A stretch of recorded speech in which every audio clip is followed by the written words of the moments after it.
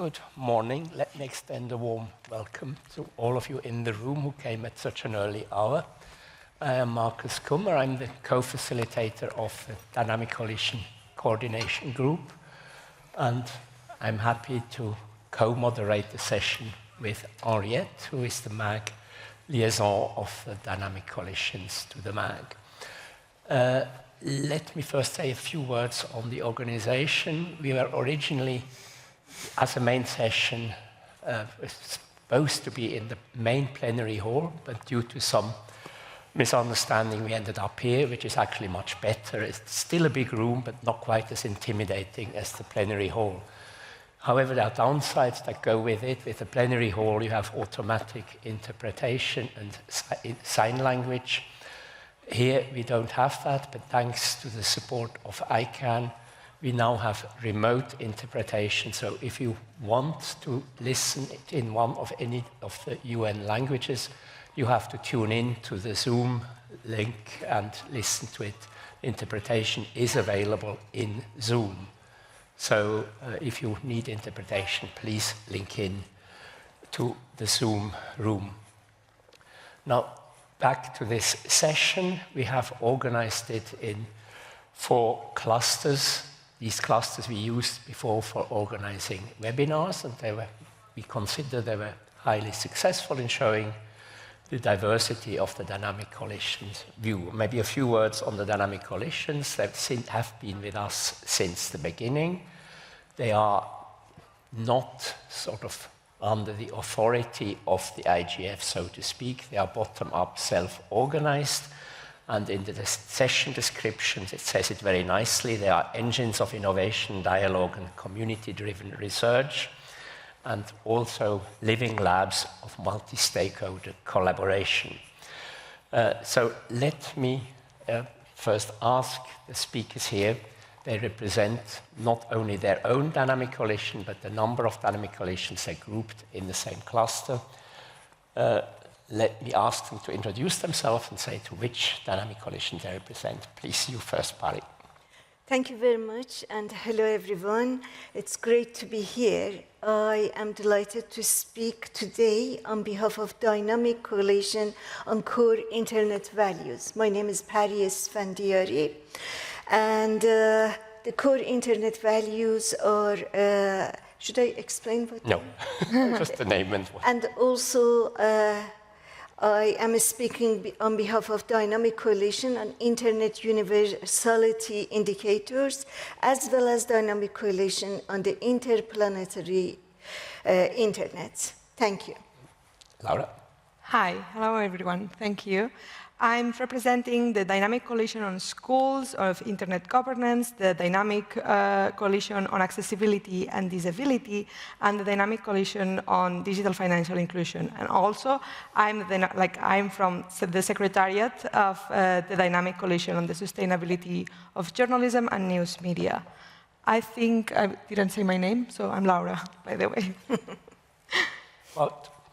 Thank you, Marcus. My name is Wouter Nater van der Borg, and I'm representing Cluster 2 of the Dynamic Coalitions on Cybersecurity and Safety. That includes the Dynamic Coalitions on Children's Rights and in the Digital Environment, the DC Internet of Things, the DC Open Educational Resources, and my own Dynamic Coalition, which I'm the coordinator, Internet Standards, Security and Safety Coalition. Thank you. Thank you. So we will start with having the first 2 clusters present themselves, and then we open up for discussion, and then cluster 3 and 4. Over to you, Henriette.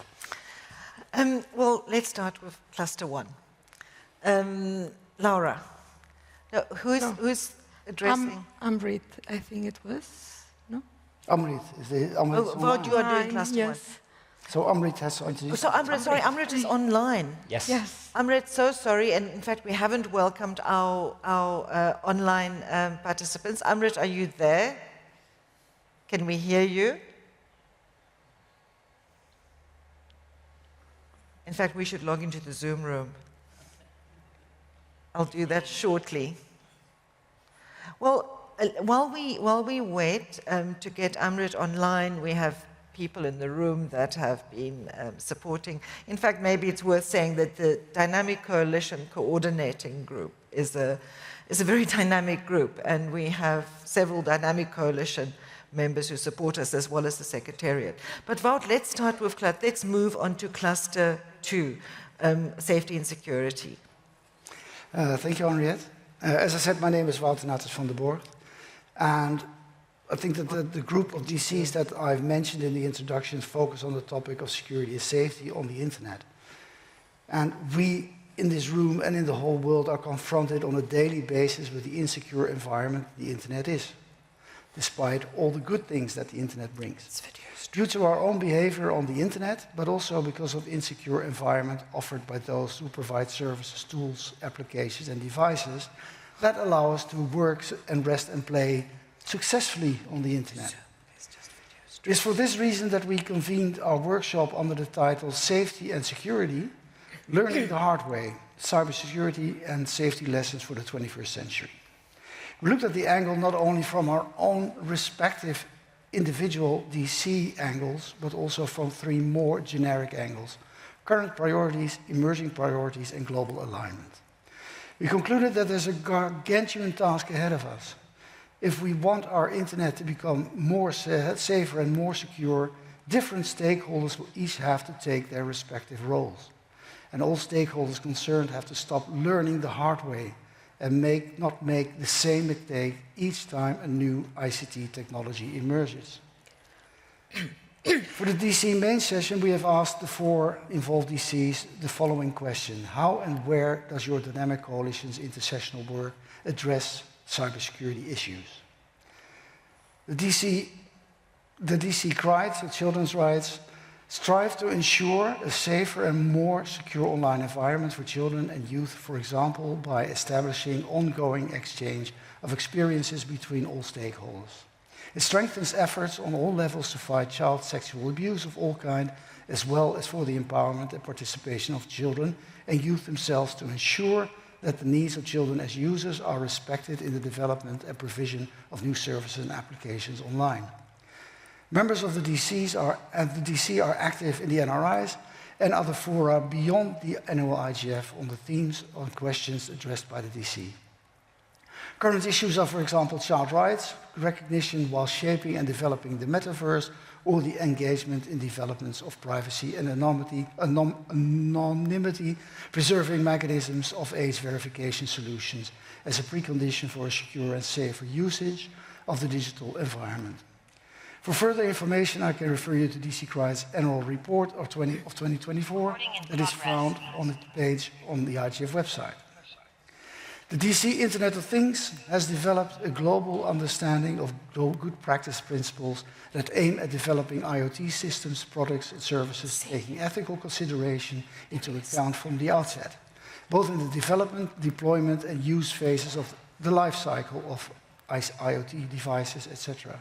Thus, to find an ethical, sustainable way ahead, using IoT helping to create a free, secure and rights-enabling based environment, a future we want full of safe opportunities to embrace. Today, IoT has evolved from initial implementation to billions of IoT devices that operate seamlessly across physical environments, smart cities, supply chains, critical infrastructure, enabling data-driven decision-making, automation, and new services, while also raising new challenges in privacy, security, and interoperability. This omnipresence, in combination with the advance of cybersecurity, upcoming of artificial intelligence, and expectations related to future quantum computing, has led to us to believe that IoT can no longer be approached as a topic in isolation, but that the time has come to bring IoT-specific elements in wider discussions about privacy, data protection, cybersecurity, resilience, and internet and artificial intelligence governance. DC IS3C has one goal: to make the internet more secure and safer by advocating the deployment of existing security-related internet standards and ICT best practices by the ICT industry. Through the years, we have published 4 reports and 2 toolkits in which we advocate the following. 1. All relevant stakeholders have to work together to close the skills gap between the curriculum tertiary cybersecurity educational facilities offer and the demands made by the industry. IS3C advocates the creation of a cybersecurity hub to make this happen. This includes as well an age gap as a gender gap in cybersecurity. 2, billions of devices, sensors and machines have come online. This will increase ever more. It is of the utmost importance that A, IoT policy around the globe must become more aligned, and B, voluntary adoption of existing security standards is becoming unsustainable for users and society, and C, the goal has to be aimed at buying ICTs secure by design. 3, governments have to lead the way and create policies that allow for procuring ICTs secure by design, and IS3C has provided the tools to A, select the most urgent internet standards to deploy, and B, select arguments that convince your boss to deploy or procure secure by design. 4, in our latest report, presented here at the IGF, ICT points out that the social economic implications of ICTs are not secure by design before the emergence of quantum computing, and provides recommendations how to reach that stage before the so-called quantum day that the first computer actually works. The DCOED, the open educational resources, are a vital part of open ecosystems and are recognized as digital public goods. With their open licensing, OER promotes inclusive, equitable access to knowledge and support the Sustainable Development Goals. However, openness must be balanced with robust safeguards to protect digital rights, as cybersecurity and the privacy of learners. The UNESCO 2019 recommendation on OER calls on member states to ensure that OER initiatives are accompanied by appropriate policies to protect user data and promote safe digital environments. For teaching and learning, as AI has become embedded in the creation of and delivery of OER, the Dubai Declaration on OER recommends the development of trustworthy, transparent AI systems that respect privacy, safeguard educational data, and do not contribute to its monetization. This includes promoting ethical AI practices, supporting digitally signed and verifiable OER, and ensuring that open content remains accurate and free from misinformation. Crucially, both the recommendation and the declaration urge the active engagement of education learners and communities in the governance of emerging technologies to ensure OER ecosystems remain open, secure, and inclusive. And to close, if we talk about the future, the IGF is ideally placed to organize intersectional work around these topics. How do we train our workforce and future workforce? How do we make sure that the most important stakeholders start to demand security when procuring other ICTs or IoT or other services? Paving the way for all minor stakeholders and individuals. What are the steps we need to prepare for? When do we have to take them, and who will be held accountable? Personally, I liken this task to the project undertaken around the Millennium Bug, when everybody started to take the same preparations at the same time. They were more or less for nothing because nothing happened, but everybody knew what to do. It was agreed upon. We have to do so again, and the IGF can organize the originating of it, as all stakeholders are present and can form teams that prepare and agree on actions others will have to undertake in the next phase, and they can work together on an equal level. And I think that that is what the IGF makes itself so strong. So thank you. Thank you, Wout, and apologies to Amrit for the hiccup at the beginning, but over to you, and can you kindly introduce yourself? Please, Amrit, you have the floor. Yeah, I would first like to extend a thank you to the moderators, Andrea and Marcus, for organizing this, and also the colleagues that made the session possible today. I'd also like to extend thank you to the participants, both online and in person, attending the session.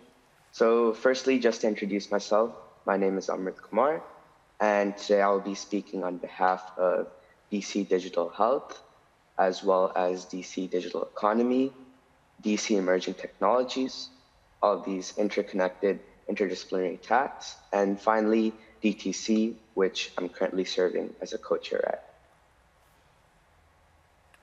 Would you like me to just go ahead? Yes, please. Or- And the overarching theme of the cluster is how does internet governance and the IGF community respond to rapidly advancing and evolving technologies, and what role do DCs play in this regard?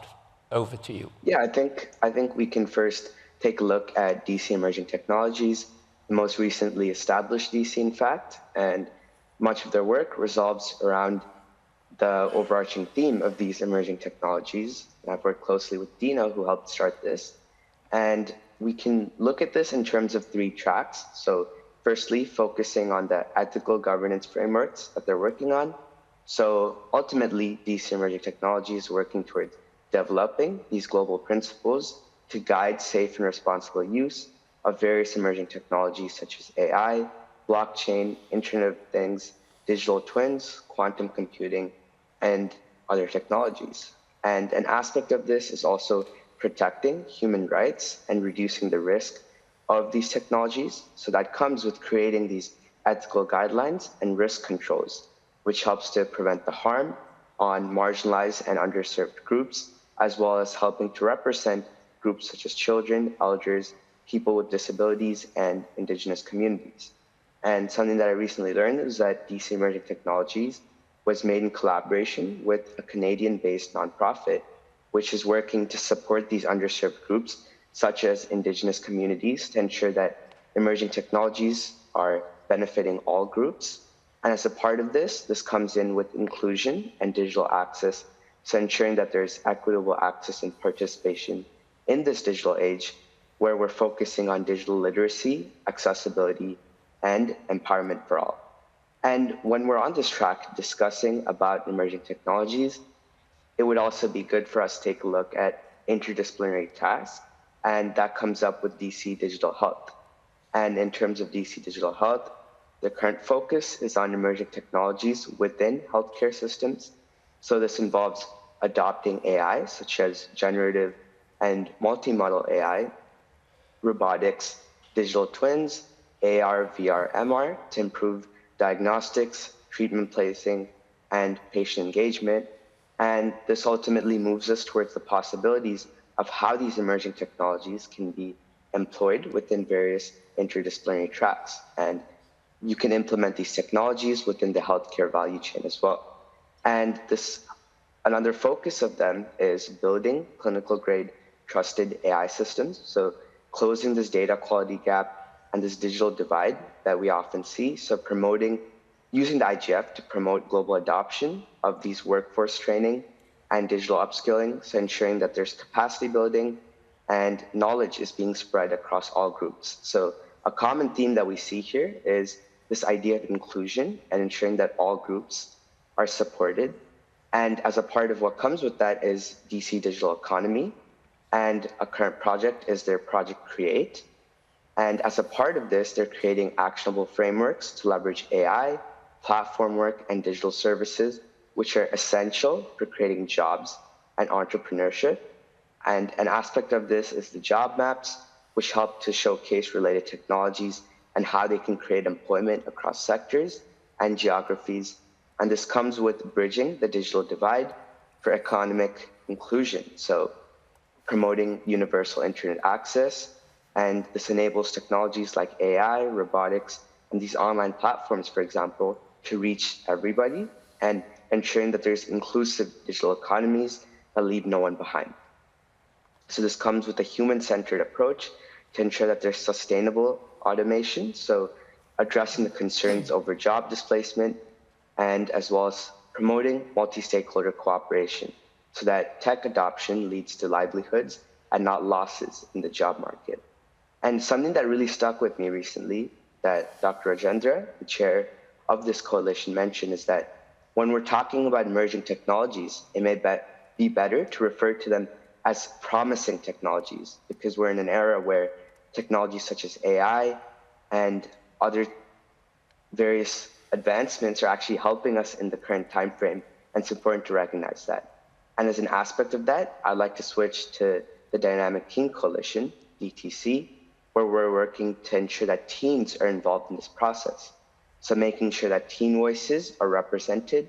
And often a pattern that may be noticed is that teens are considered future stakeholders, but it's important to recognize that teens are in the present and they play a large role in shaping these digital platforms. And as an aspect of that, 3 tracks that we're working on at the Dynamic Teen Coalition would be our governance hub, where we have an online network or governance space where teens can lead discussions on emerging tech, civic strategy, and digital rights in real time. So it's an asynchronous platform. And we also have micro-learning. For example, we have our DTC Friends, an ambassadors program, which includes micro-learning modules for algorithmic literacy, such as quantum ethics, responsible AI, and a variety of discussions to ensure that teens have the proper algorithms to ensure that they're consuming proper information and allowing them to shape these governance spaces. And finally, our recent work involves the DGN, the Digital Governance Network. And as a part of this, it allows us to link youth-led Discords, Slacks, and forums into a distributed AI support infrastructure that is scalable and allows equitable participation. So teens and early career professionals working towards SDGs and other sustainable development goals can be supported as well. Thank you very much, Amrit. And I'm passing over to Ariette, who will open the discussion with the floor. Yes, any other contributions from other dynamic coalitions or questions from the floor or contributions? It's quite hard sometimes to grasp the scope of dynamic coalitions. They cover a very wide range of topics, and we've only actually given you a kind of snapshot of some of them. But any comments or questions for Amrit and Wout? I'll check online. Anyone in the room?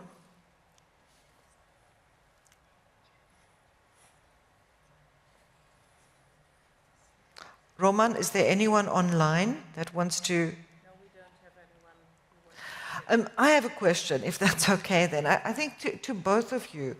How have you seen the engagement with the IGF community on your respective topics, which kind of overlap to some extent as well, but in how the topic of safety and security is being addressed in the IGF? Wout, I'll start with you.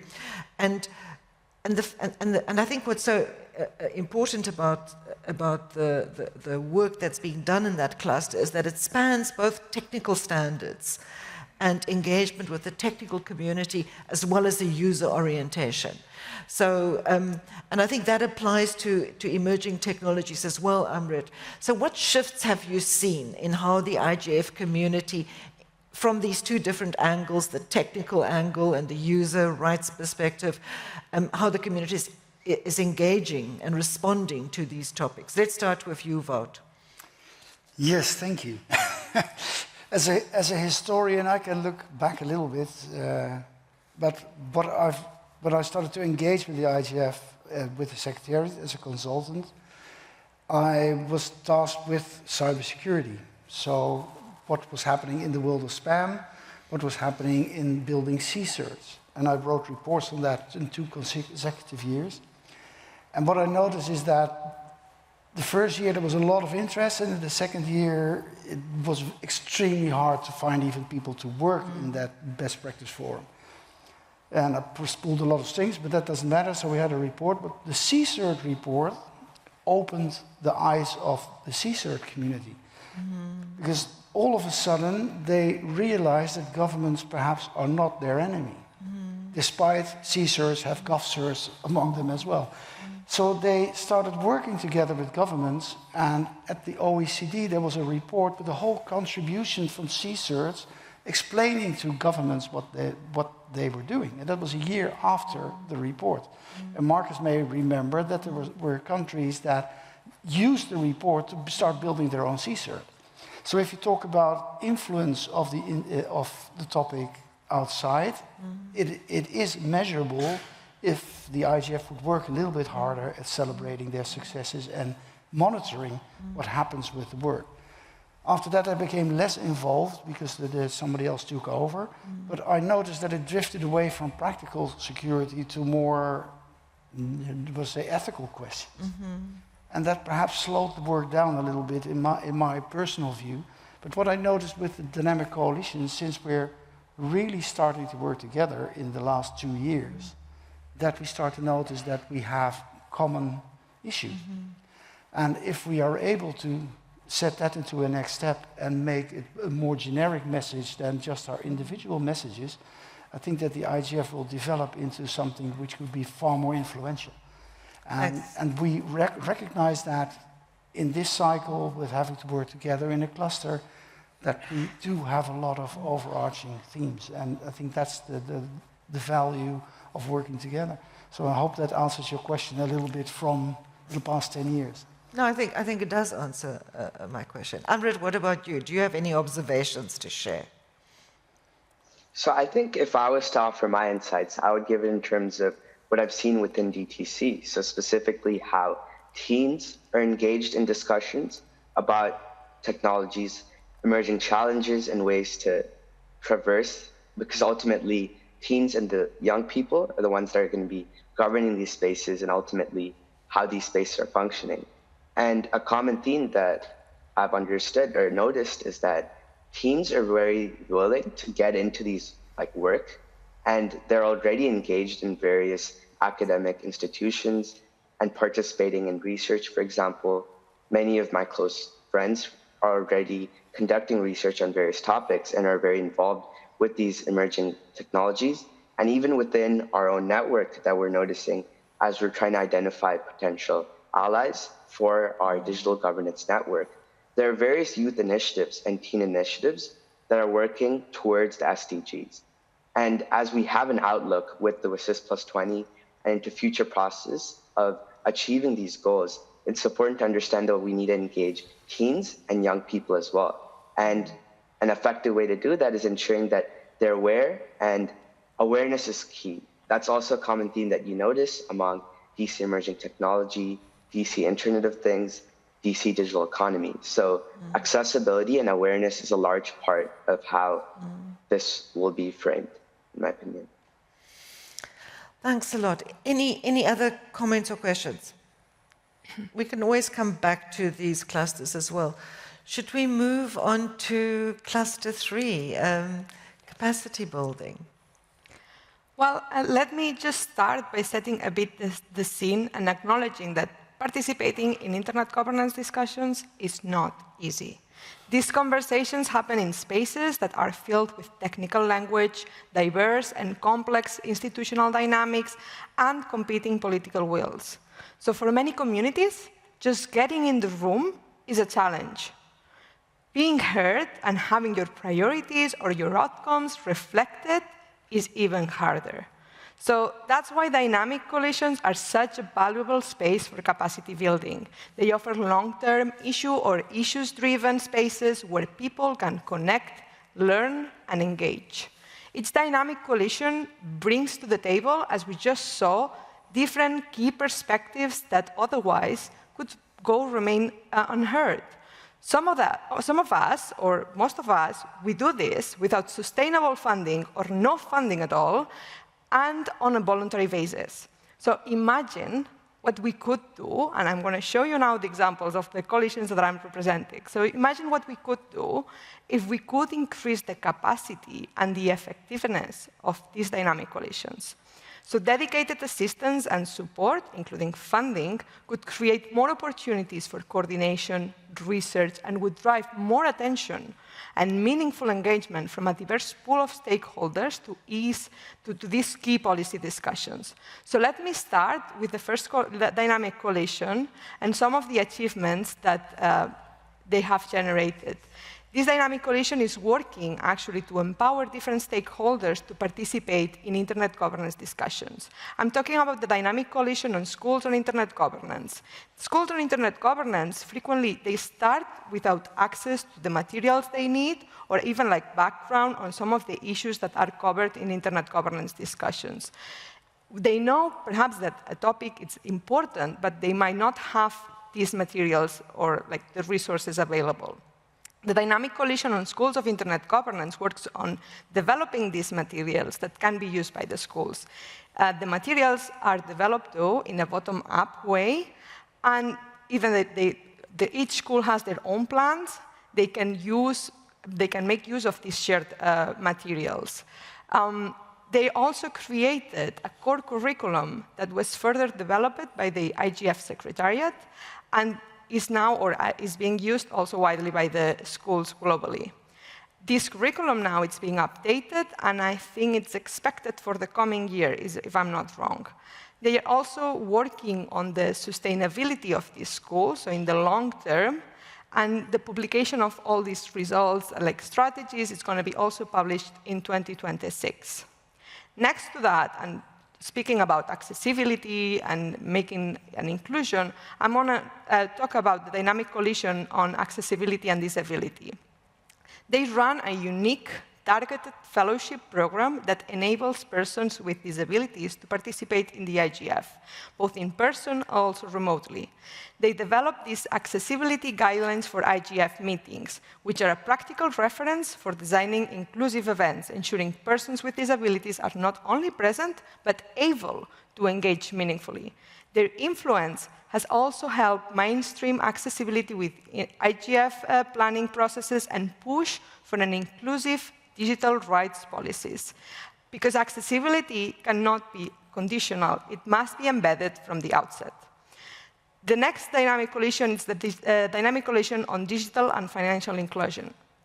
The Dynamic Coalition champions the development of open, interoperable payment protocols as the foundation for an inclusive, secure, and public accountable digital finance systems. They have published the Blueprint for Interoperable Payment Protocols, which advocates for universal services obligations, public investment, inclusive and transparent governance, educational initiative for financial literacy, and mechanisms to ensure sustainability when financial institutions serve traditionally excluded communities. They also articulate why inclusion matters, not as a moral add-on, but as a structural requirement. It makes the case that technical interoperability in standards and protocols is essential and non-negotiable in digital public infrastructure. And by the way, this Dynamic Coalition has much new members that were brought to these conversations. So they have also been building this capacity in the IGF in expanding and the reach to stakeholders who did not otherwise need to be here or seen value to be here. And that brings me to my own Dynamic Coalition, which actually was created also to engage another sector of stakeholders and close this persistent gap, the absence of media and journalism voices in digital policy fora. So DC Journalism publishes annual reports that gather evidence-based insights and case studies that amplify the global majority voices and local experiences, documenting the digital transformation of journalism and exploring the practical solutions to the challenges it presents. We have just released our report, 2024-2025. It's already online, and it explores how artificial intelligence is impacting journalism and also providing these practical solutions on how we can rebalance that space. We also have a publicly available resource center, which we we encourage organizations to engage, to use it, and therefore strengthen their capacity to engage strategically and meaningfully in internet governance discussions. And again, without this work under resource organizations, because media now is facing an existential and a survival crisis, they are and without this work, let me begin, already stretched organizations by conflict, crisis, shrinking funding, risk further exclusions from decisions that will define their future. So strengthening the presence of journalism voices as other stakeholders in digital governance discussions is not a niche issue anymore. It's essential for the future of democracy, information integrity, inclusivity, and accessibility. So let me just wrap up by saying that capacity building is not just about support and taking out the best of digital technologies, and it's also about this collective defense against the existing and potential harms that come with these technologies. And as you have seen, also with Cluster 1 and Cluster 2, each coalition has its own focus and priorities, but these issues are deeply interconnected. So building also on what Wout was saying, we need to start working together. What good is protecting children's or teenagers' rights online if we leave them a digital wall without knowing how the space is governed, with inaccessible platforms, without safe and digital financial platforms, without independent media and journalism to tell their stories and provide them with public interest information about their own communities and other global affairs? So, sorry. Well, I'm just ending. So that's why these spaces for collaboration matter. And we need to advocate together so these spaces are preserved and have long-term and sustainable funding to continue their work. Thank you. Thank you very much.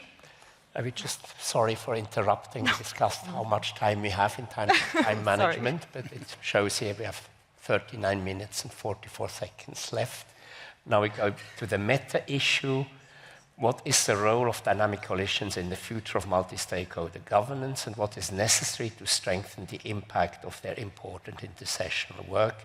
And that picks up very much up on what you have said, Laura. And actually this session is a good example of we have moved from being in silos where each dynamic coalition presents their work, working together much more, and forming these clusters shows actually how important that is. We hope also have much more impact that way. Over to you, Pari. Thank you very much. Let me begin by saying a few words about the coalition, dynamic coalitions that I'm representing today. Beginning with Dynamic Coalition on Core Internet Values, which has been around since IGF 2009. Our work is centered on preserving and promoting the foundational values that underpin the Internet's architecture. These are global, interoperable, open, decentralized, end-to-end, robust and reliable, and freedom from harm. I'm also speaking on behalf of Dynamic Coalition on Internet Universality Indicators. It's a UNESCO-backed initiative that promotes a free, open, accessible Internet using the ROMEX framework: rights, openness, accessibility, and multi-stakeholder participation. And finally, I represent the Dynamic Coalition on the Interplanetary Internet, which looks ahead to applying multi-stakeholder governance to the space frontiers. Together, we are part of a diverse and independent dynamic coalition ecosystem, deeply rooted in the IGF's multi-stakeholder spirit.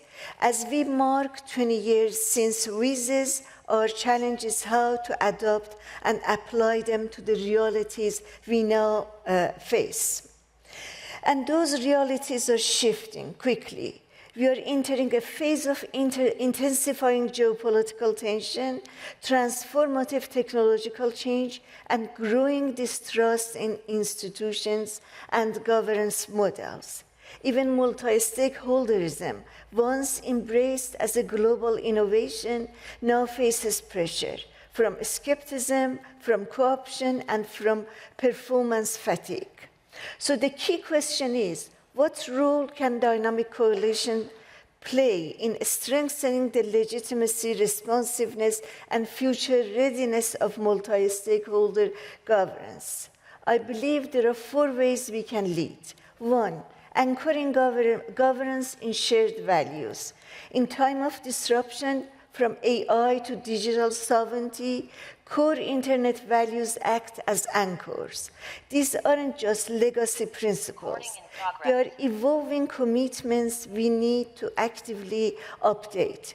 At DC Core Internet Values, we have been working on exactly that. At EuroDIC 2025, we hosted a session called From Talk to Action, focused on how values shape real-world governance practices. Similarly, DC Internet Universality Indicators uses UNESCO's ROMEX principles to connect global digital norms to local policy making, offering measurable ways to build inclusive, rights-based governance.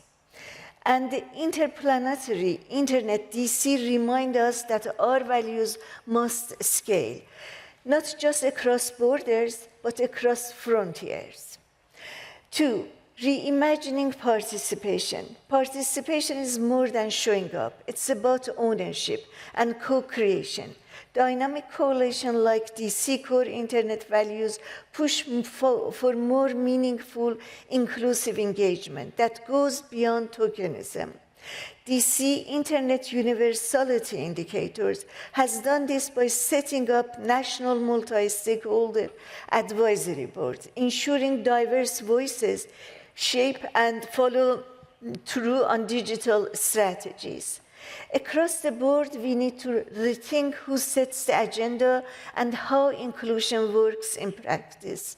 Participation must reflect not only diversity, but continuity, making sure engagement translates into action. 3, bridging discipline, sectors, and generations. No single community can govern the internet or future tech alone. DCs like ours create a space for diverse voices to come together, learn from each other, and respond quickly to new issues. DC Core Internet Values emphasize the importance of youth engagement, cross-sectoral collaboration, and interdisciplinary problem solving. That's especially key as we tackle complex emerging areas like AI and planetary networks. DC Internet Universality Indicators work also underscore this, integrating perspectives from academia, civil society, regulators, and policymakers, building bridges between technical reality and human rights aspirations. 4, enhancing intersectional impact. A common critique of the IGF is the gap between dialogue and outcome, but many DCs are already producing impactful year-round work.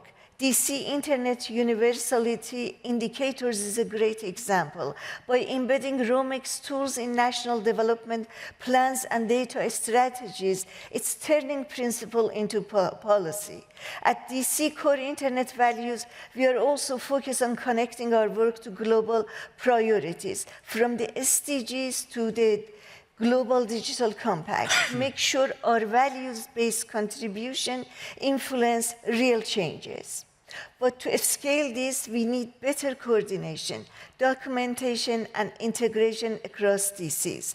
Let's keep finding ways to make DCs insightful and tools visible and relevant in real policy conversations. In closing, dynamic coalition represents what the IGF does best: open collaboration, long-term commitment, and deep expertise. But we need to keep evolving.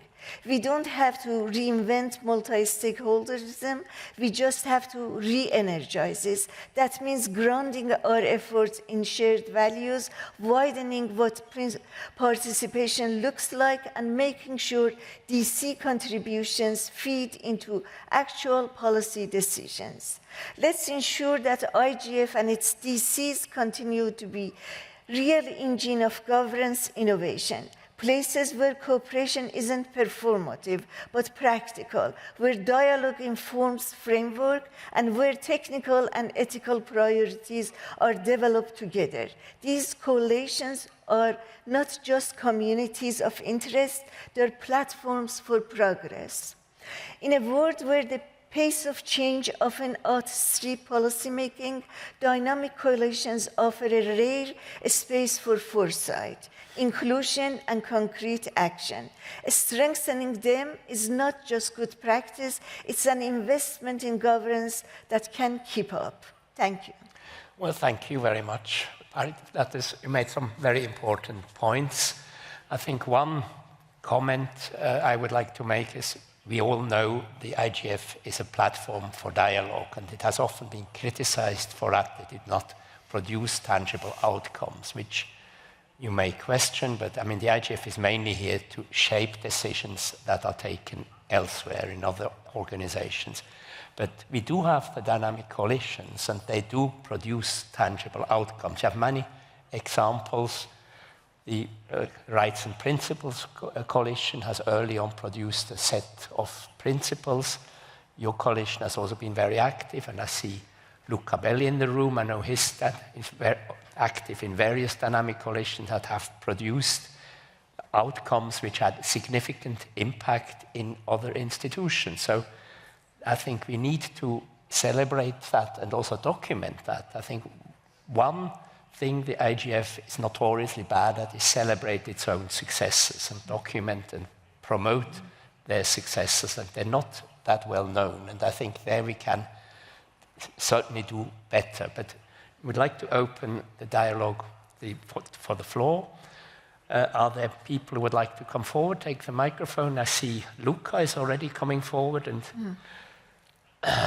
Jutta, you are also there observing the remote space. But please, over to you, Luca, and introduce yourself first, and the dynamic coalitions you represent, please. Good morning to everyone. Luca Belli here. I'm professor at LGV Law School. I've been involved in several dynamic coalitions over the past years. I currently co-chair two, one on data and AI governance and another one on community connectivity, the DC3. I want to share two comments about the work of the two of them, just to illustrate, well, to celebrate the success, but also to illustrate the challenges that we can face and how the IGF could maybe help us face those challenges. One of the two coalitions, the DIG coalition, the Coalition on Data and AI Governance, this year we have worked a lot to update a report we issued 2 years ago on the quest for AI sovereignty, transparency, and accountability. And as most of us have a research background, this is a very large book, 350 pages with more than 40 authors, but this takes a lot of time, right? We have a very academic approach to this in order to use the research to then foster capacity building, propose policies. But this takes time, and literally, I think that one easy thing the IGF could help would be not organizing two IGF on a row at 5 or 6 months distance, because from December to June is extremely challenging to do meaningful work. And the second thing that could help would be to have, again, sessions, because it's very difficult to motivate people to work if they cannot even present the work they have been doing. The second comment I wanted to make is about this book that we managed to have published on record time, and I received the copies the afternoon before boarding. This is the outcome, the annual outcome of the Dynamic Coalition on Community Networks, the Community Connectivity Coalition on Self-Sustaining Financing Solution for Community Connectivity. And why I'm particularly interested about this, because this would not have been possible if we hadn't had the previous 10 years of research on community networks. So I think it's very interesting. I'm very attached to this specific coalition because we have been working closely, literally academics, civil society, developers and activists, private sector leaders, government representatives, especially from regulators, to understand what are community networks, to make them visible. There was literally no mention about community network before we started 10 years ago. It became a mainstream internet governance issue. There was no regulation about the community network in the world. Now, Mexico, Argentina, Brazil, Kenya, they all have regulation because of the work we did. The ITU has used our work to promote community networks. So for me, this is really the essence of governance, of internet governance. Civil society, private sector, government, working together to shape the evolution of the internet in a decentralized way. So I think that we really should celebrate our success, make it more visible. Even easy to find would be already a great achievement, because it's, this is the 10th report we have done. And if you want to look for the reports on the IGF website, unless you already know the URL, it's literally impossible to find them. So that is another very easy step. I think the IGF Secretariat could help us in making our work more visible. Thank you very much. Well, thank you, Luca. It's very important for this very important work and also for this statement. And yes, it has been a challenge for all of us to have only 6 months between two annual IGF meetings. Jutta? Thank you. Jutta Kroll. I'm representing the Dynamic Coalition on Children's Rights in the Digital Environment, which was founded in 2007 in Rio de Janeiro at the second Internet Governance Forum as the Dynamic Coalition on Children's Online Safety.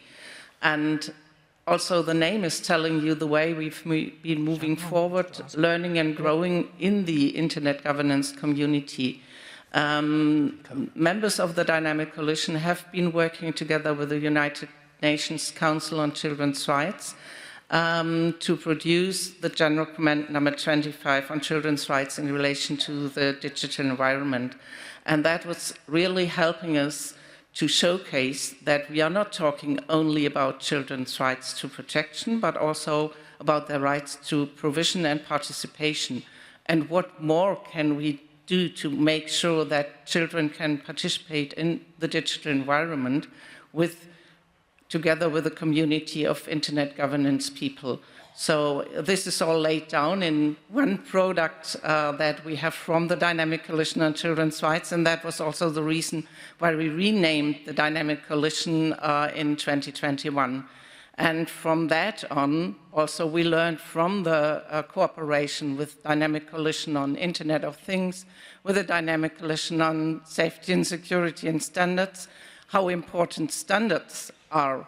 And that's why members of the Dynamic Coalition have been joining the work on the Global Age Assurance Standard Summit to produce a standard for age assurance methodologies that is data minimizing and privacy preserving.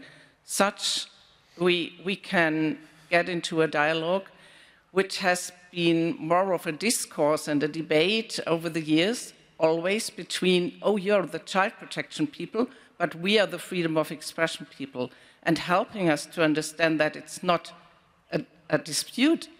We can do that together. We can achieve together that we have standards that help us to make sure that privacy is preserved, that data are minimized, but still that people can have access to the internet in a meaningful way and in an age-appropriate way. Thank you. Thanks, Jutta. I just think that last remark you made, it's such a good illustration of how dynamic coalitions succeed in taking issues that surface during an IGF, tensions such as the one between freedom of expression and child protection, and then it creates a modality, a space for that issue to be explored in greater depth, incrementally over time. So it allows the IGF to be so much more than just a conference. We have a question online, and we have one more person in the room. Have you been able to unmute? Zhang Honghu from UNESCO has a question. Is it possible to unmute her so she can ask her question?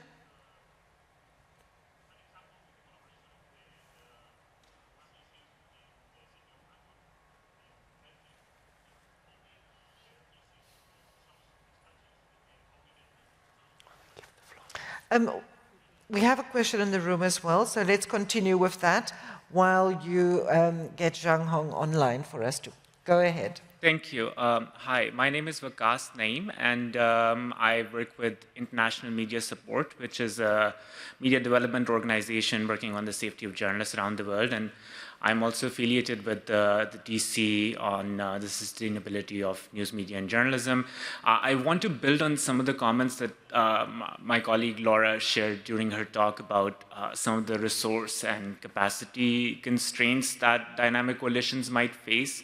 And I was wondering if our colleagues who are representing the other dynamic coalition clusters could perhaps also comment on what modalities and strategies they have found to be effective in their own experience in chairing these dynamic coalitions that you represent. And are there any, again, effective strategies, even if it's outcome setting, how you've gone about it? Because those sort of operational suggestions and tips can also be very helpful for some of the newer DCs. We've heard from the floor already some suggestions about the support we can request from the IGF Secretariat. But again, also if you have any suggestions for how the IGF Secretariat can perhaps strengthen its support to the DCs, we'd love to hear your comments on that. Thank you.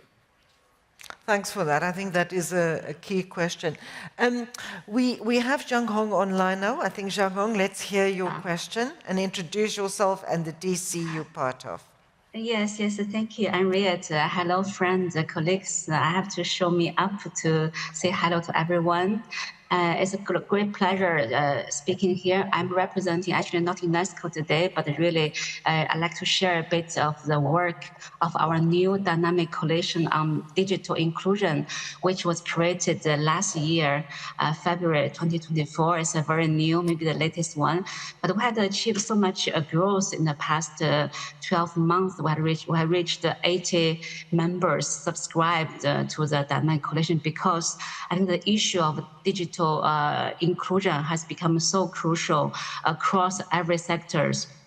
And not only about the internet, about digital, about AI, but we are also very strong in tracking and monitor the emerging technologies. That's one strength I like to stress about the power of a dynamic coalition. I just type a link in the chat that our dynamic coalition, we recently launched a new policy brief about quantum technology, how we can start to shape the human rights centered global governance of quantum, how we should foresee member states stakeholders about the forthcoming gap related to the quantum development, which are going to reshape the AI internet development for the future. It can be one part of the future where it will lie. And also the gender issue, again, is very crucial.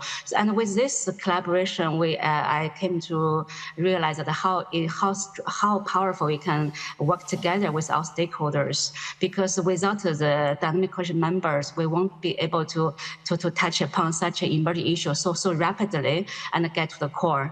That's my first point. I try this to be shared by other dynamic coalitions as well. Secondly, I found because all dynamic coalitions are so semantically based, it's very easy for us to continue the conversation as Mr. Max Kumar just mentioned.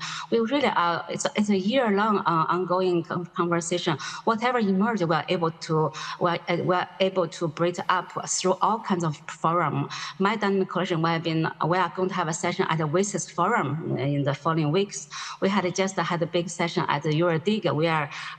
We are integrating to so many different type of forum, which means that we are able to connect the dots to really have the best ideas combined to present to the policy area.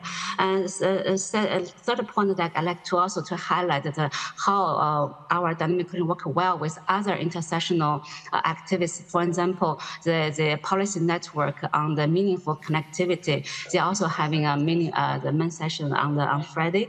And because that one focus on policy, that can help the dynamic coalition to sharpen our contribution in the policy area, we can have tangible outcome to help them get implemented, because we have these different stakeholders on the policy network.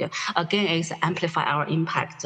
And lastly, I'd like to thank all the colleagues from other dynamic coalition. We also received the collaboration from dynamic coalition on the emerging technology, on the gender, on the many others. I also see that this is, again, shows the power of synergy. So again, as I just like to say that let's continue this dynamic coalition cloud, this movement. And also for the future, I only have one question, because this year I was, as one of the coordinator of our dynamic, I was a bit confused about how we present ourselves in the IGF in Norway. I understand it's a very short organization.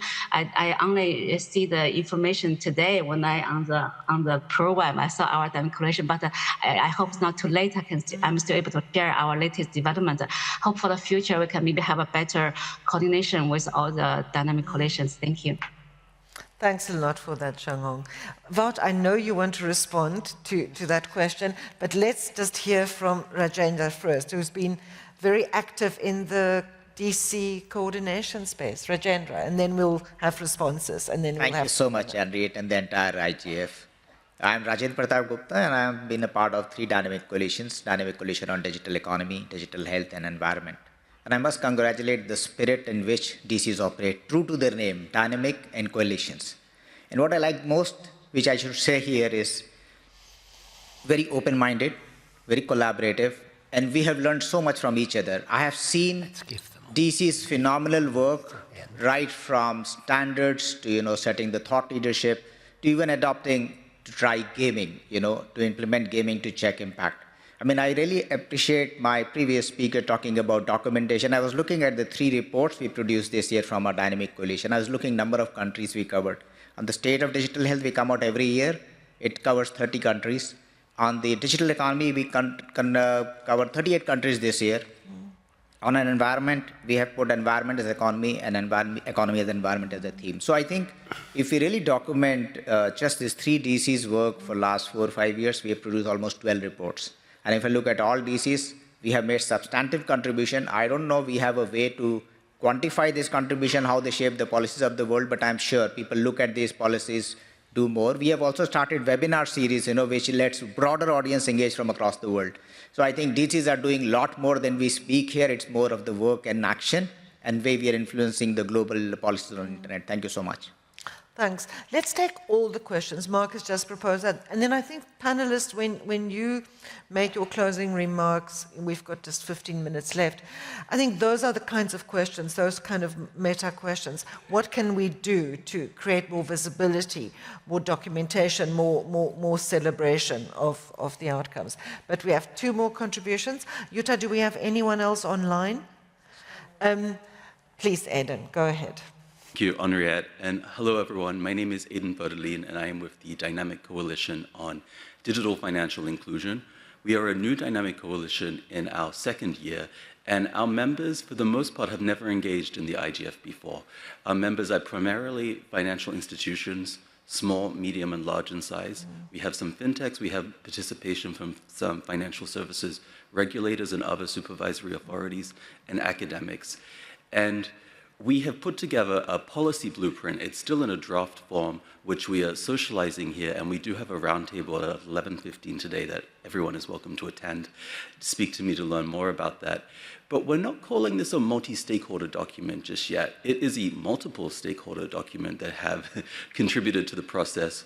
But one suggestion that we have would be if the IGF Secretariat was able to facilitate connections within other UN agencies, because we have tried ourselves as a dynamic coalition to reach out, for example, to the Secretary General Special Advocate for Financial Inclusion and to other UN agencies to see if they would be willing to participate in our work, and the answer has been silence as of today. But we are very open to more participation from multilateral institutions and to the UN system in general.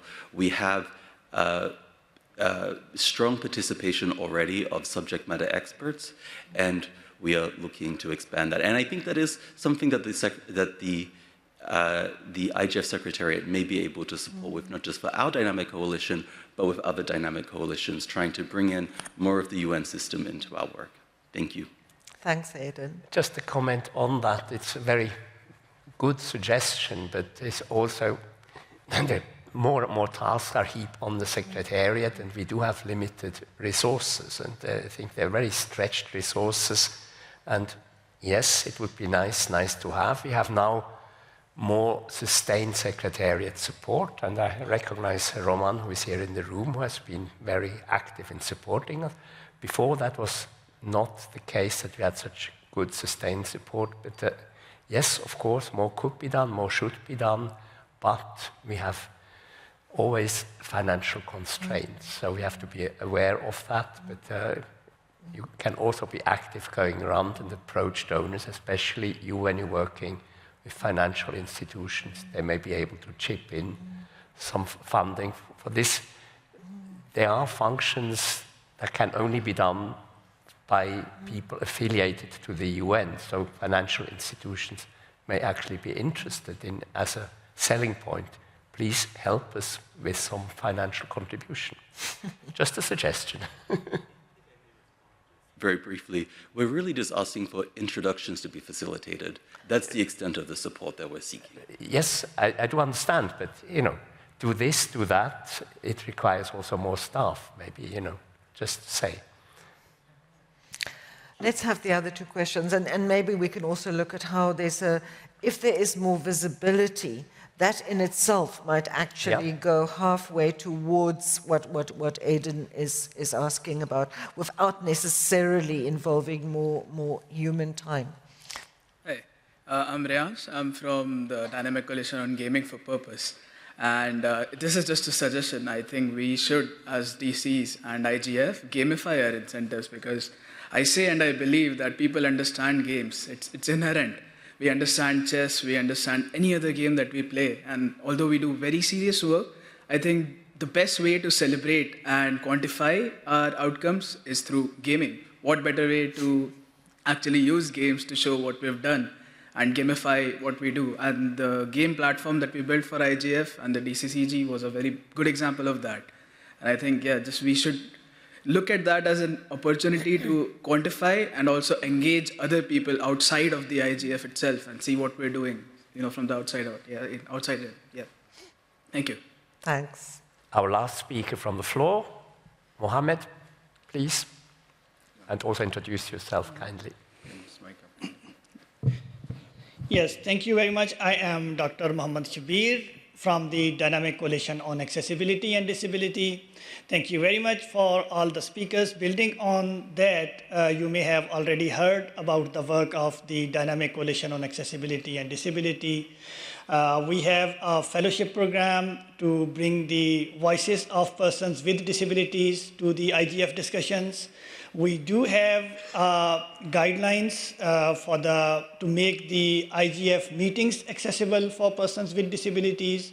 And we have heard that IGF Dynamic Coalitions produce a number of reports, and we need to make them more visible. And one of the evidence, if you were looking for that, how these reports are being used, the guidelines that we produced, rather updated, from 2015 back in 2024 IGF. These guidelines were for making IGF meetings be in person or online accessible for people with disabilities. But now we have evidence that one of the organizations in the internet ecosystem, Internet Society, is using these guidelines to make their own events accessible. So this is one of the examples that how the work being produced in these spaces is being used in the broader internet ecosystem. So many of these reports can be used in other spaces as well. But for me, it's just the work of Dynamic Coalition can go beyond just producing reports. We do bring experts.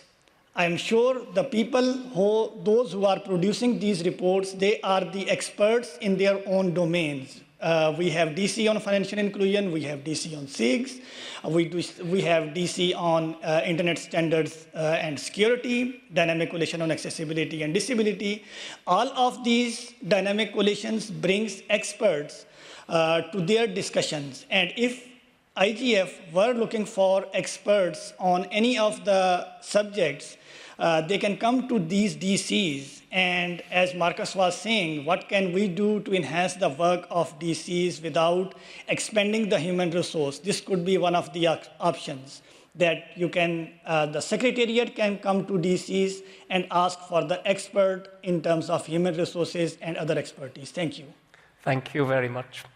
And the DCAD really needs to be commended for their work they have been done, and they had tremendous impact, and as you said, not just on the IGF itself, but beyond the IGF.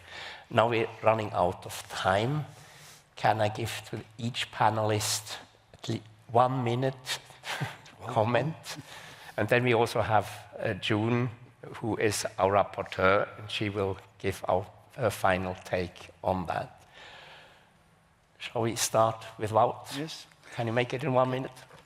This is our report. Let me stop there for sake of time, but it's on the socio-economic impacts of post-quantum encryption. We've been hearing a lot about the impact of dynamic coalitions, and I think that we made tremendous progress in the past 2.5 years. Let's start there. But also that we have this report, just like people saying we present this report. How is it that it's not in the main stage at some point in this program, so that we know what the outcome of dynamic coalitions are, but also of the multi-stakeholder efforts that we're making.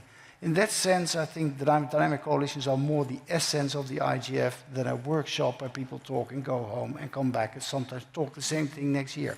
But that is organizational. And I think as dynamic coalitions, we should, when everything starts again next year, we have a new MAG, we have a new situation, that we try to organize ourselves in a way that we're on the same level. And it's not about workshops, but it's about integrating our work into the program so that we're more visible, we become more influential, and the IGF will also become more influential. Because a lot of people are asking for tangible outcomes. And we are delivering them as dynamic coalitions. Thank you. That's a good summing up. One sentence, so let's organize ourselves in the coming months to have that message ready when there's a new MAG or the new MAG is being organized. Thank you. Laura? Yes, just to not repeat, I think we have made great achievements with limited resources. We have policy briefs, we have guidelines, comprehensive and solution-oriented reports. But also, I just want to notice that collaboration also takes time, takes trust, takes consensus, takes listening to each other, disagreeing, finding way forward. So this is why sustainable support is very necessary. But in the meantime, we can still boost each other's work and capacity, build these alliances, share expertise and experts also. And even if we're not advocating for the same goals, we will all benefit also from this digital space and digital future that's grounded in human rights, equity, and inclusion. And I have 2 announcements to make very quickly. Today at 12:30 in the booth of the IMS, we are doing this informal launch of our annual report. And secondly, tomorrow at 12:15, if I'm not wrong, at workshop room 5, it's the capacity building session, so the cluster 3 session. So I invite you also to join us today at 12:30 for the launch of the Dynamic Coalition in Journalism, at 12:30, and tomorrow capacity building session. Thank you. Amrit, 1 minute. Yeah, I think as we end this session, one thing we must understand, DCs are these open, multi-stakeholder independent groups, and our strength comes from the various diverse topics that each dynamic coalition is involved in. But as we move away from this session today, it's important that we work together and bring together various outputs to create meaningful change. Something that I've noticed is that within the cluster 1, for example, all of these DCs work towards ensuring inclusion and support for groups to be involved in digital governance. In such a manner, for example, at Dynamic Teen Coalition, something we're involved in is ensuring that teens are aware of these discussions and topics so that they're more involved in the future and in the current in digital governance. So we always extend an invite with coalitions to be involved with supporting inclusion of teens and ensuring they're involved. And similarly, as we move forward, the dynamic coalitions must work together and create synergy and capacity building so that our outputs function and create meaningful change as they already are. Thank you. Thank you. Henriette, do you have a... Pari. Oh, Pari, yes, of course. You have the meta cluster. Thank you. I think that everybody touched on lots of demands from IGF, so I like to turn now the focus on dynamic coalition themselves. I think what is clear is governance is a living system. It's not defined by protocols alone, but by the people who step forward to shape it, to question it, and to improve it. And I think dynamic coalitions are not just working groups. We are proof of this concept. So I think it's important to be creative in our policies. Simple actions like even having a joint session could be beginning of partnerships among us. So I think that I would like to end this conversation by saying that if bridges are to be built between regions, disciplines, or even planets, it will be because coalition like ours dares to build them. Thank you. Thank you. Henriette. Oh, June, yeah, I was looking for you in the room. Now we can see you. Yeah. Yes. Hello. Hi. Yeah, it's working. Yeah, we've had a really good session this morning. Thanks, everyone, for coming. And as you can see, the room has quite a big audience. The dynamic coalitions are doing quite a lot of work. And from what all the experts here have said, they continue to do this work, and they will continue to do it in the future. But what needs to happen, from what I've listened to, is to have more liaison with the IGF Secretariat and not work separately from one another. So someone from a dynamic coalition needs to sit on the Secretariat and advise them and inform them and continue so that the work can continue in a legitimate way. But I really enjoyed the youth speaker because he's bringing new thoughts to the process. And I want to see that continue. I want to see the work passed on to the young people based on what I'm listening to. I think there should be lots of improvements in the future. Thank you very much. Henriette, do you have a take? I think that, this is the evolving IGF and IG ecosystem, and I think what we see with dynamic coalitions, it's about people. It's not just about topics. It's about people wanting to work together, and it's growing, and it's self-organized. And then at the same time, we have the IGF, which has a structure made up of the MAG, the Secretariat, and sometimes I think there is the change and the ability for the sort of bottom-up character, the self-organized community character of the IGF, and the IGF at its more institutional layer, I think quite understandably sometimes struggles to be in sync because they've got different accountabilities, different channels that they have to follow. But I think we can, and I think there's some simple cross-cutting activities and tasks, such as making information more accessible, communicating more consistently, that I think can be a way of facilitating greater harmonization between these different dimensions, shall I say, of the IGF ecosystem. But I think dynamic coalitions really are, it's the forum within the IGF, I think, that reveals what the IGF has become. And one point in particular, Marcus, that really struck me today, but also during the webinars that we've had, is that dynamic coalitions, there are hundreds, I think thousands of people involved in dynamic coalitions. Many of them don't come to the IGF. And yet they identify strongly with being part of this community. And that's the power that dynamic coalitions gives us. And what I heard, a lot of inclusion was there. They all work on inclusion. And with that, I think our time is up.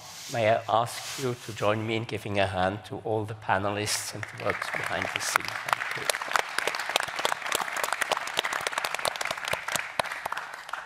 Thank you all. I just just want to say, if anyone here does not know about how dynamic coalitions work, and if you want to find out how one starts a dynamic coalition, just grab any of the speakers or ourselves. It's a low barrier. It's a very low barrier.